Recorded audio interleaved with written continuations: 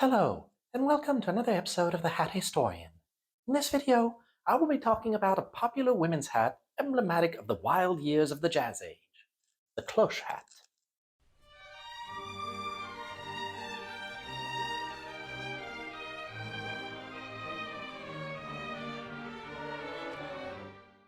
The Cloche hat is a famous style of women's hat, usually made of felt, though sometimes other materials, such as straw here, can be used, designed to fit tightly around the head, forming something of a bell-shaped, from which it gets its name, cloche meaning bell in French. Popular in Western countries during the 1920s and 30s, an era often referred to as the Jazz Age, it became emblematic of the flapper style of young women of the time. So let us see how it was developed. In the late 19th and early 20th century, Western women's fashion, particularly in the upper classes, tended to include large, very ornate hats and overly complex hairdos that required much care. Often, the hat needed to be pinned in place, and it was unthinkable to go out without one.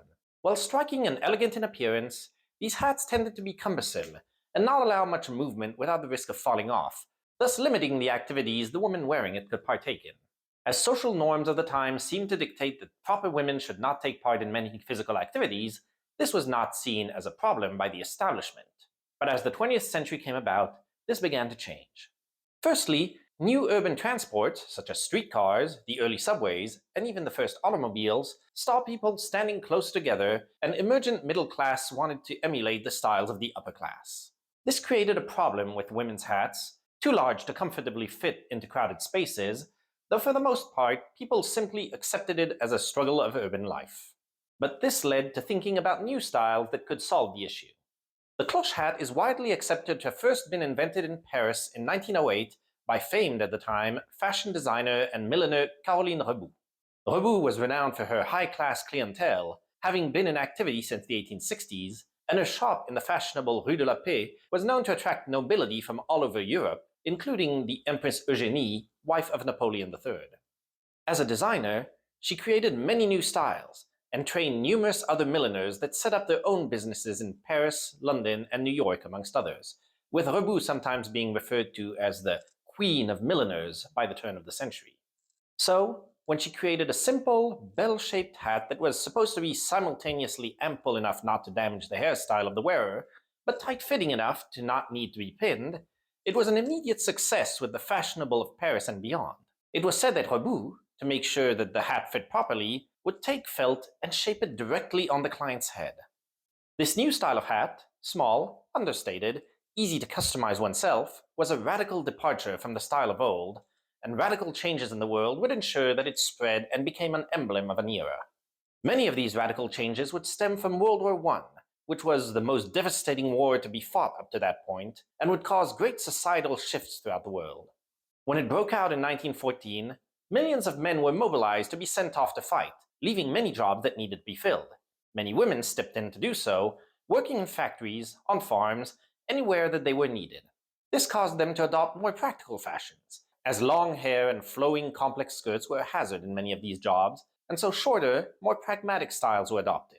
Furthermore, even amongst those who did not work, war restrictions and scarcity meant that some of the elaborate styles of the past, even when the materials for them were available, which wasn't always the case, were seen as too extravagant for a wartime society when all were supposed to pull together, and so simpler, more subdued appearances were preferred. In this context, the cloche hat seemed perfect, as its tight fit could help keep hair out of the way, or complement shorter hairstyles like the bob, which was becoming popular at the time. It also had a simpler appearance, was easier to make with scarce resources, and so seemed tailor-made for this era. By the end of the war, it had become extremely popular, but a subculture that emerged after the war would make it emblematic.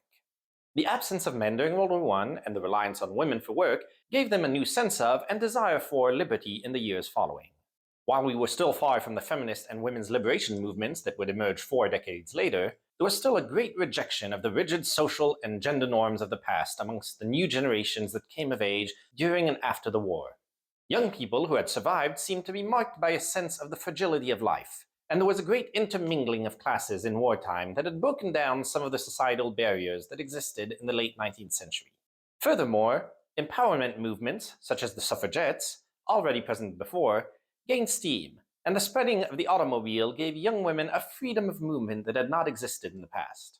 This coincided with the popularization of a kind of music, born amongst the black populations of New Orleans and that spread to many cities in the United States in the early 20th century, jazz, which led to this era sometimes being known as the Jazz Age. In this context, a new feminine style and subculture emerged, known as the flappers. The term, which had existed for a long time, has uncertain origins, going back to the 19th century, and at times referring to a teenage girl or young woman, at other times a dancer, whereas at others referring to a prostitute. By the 1910s, it started to mean an impetuous or high-spirited teenager, and by the 1920s, the term started to be associated with brash young women who wore short, for the time, dresses, listened and danced to jazz, drank alcohol, smoked cigarettes, were seen in public with unmarried men, and in general rejected the old social norms of the pre-war era. Heavily decried as immoral by older generations, this subculture became an icon of the Roaring Twenties, spreading throughout the world, with other countries sometimes using their own terms, such as garçon in France, owing to the boyish appearance it evoked, and one of the fashion elements that was most popular with these women was the cloche hat. Tighter fitting than the original versions, these were meant to complement the short bobbed haircuts that were trendy in the era, and often the hats were cut to reveal the back of the neck, sitting low on the forehead. This made women have to tilt their head up slightly when walking, projecting an air of confidence that was appreciated.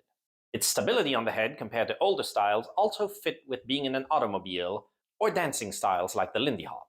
Almost all young women, from the upper classes to the working ones, wore some form of cloche hat, differing in materials and levels of decoration, but still using the same styles.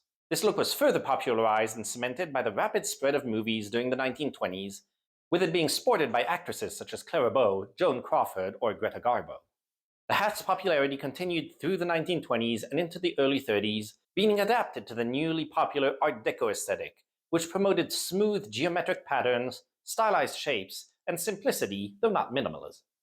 Outfits and hats were decorated with beads, sequins, and ribbons to emphasize some of these shapes, and it is even said that some women used symbols on their hats to indicate whether they were single or taken. But as with all fashions, this one eventually faded. New hairstyles emerged in the 1930s, with large, heavy curls, ill-suited for a cloche hat, and the flapper look began to be seen as passé, and even somewhat indecent in the context of a worsening Great Depression. By the 1940s, the hat was mostly gone from the mainstream style and was sometimes used to date a movie as a period piece in the 1950s. It enjoyed a brief resurgence in the 1960s, but then fell prey, like all hats, to the great changes in societal dress norms, which saw hats in general be abandoned. It did not completely disappear, though, as it remained a common choice for dress hats when occasions called for it. Today, much like all hats, the cloche remains mostly in niche circles, though it still enjoys a certain popularity. Its simple shape and ease of care make it a good choice for women who want to add a uniqueness to their style without dealing with the cumbersome and complex hats that are sometimes seen at European royal events. Its close-fitting shape can also make a good option for cold weather, as when made with thicker felt, it can keep the head quite warm. And it is of course popular with people wishing to channel a retro style, notably those who participate in swing dancing and Lindy Hop, which I myself do, though this video notwithstanding, I tend to prefer a fedora. Shows or movies such as Downton Abbey or the adaptation of The Great Gatsby also brought back the traditional cloche to popular conscience.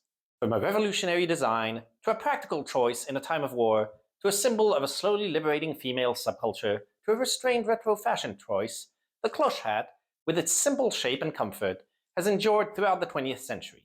While, like all hats, somewhat reduced in preeminence today, it continues to be a popular choice amongst those who enjoy wearing hats and has become timeless in a way that seems to ensure its continued relevance. So I hope once again you found this video interesting and will join me again soon for another hat. Until then, I tip my hat to you.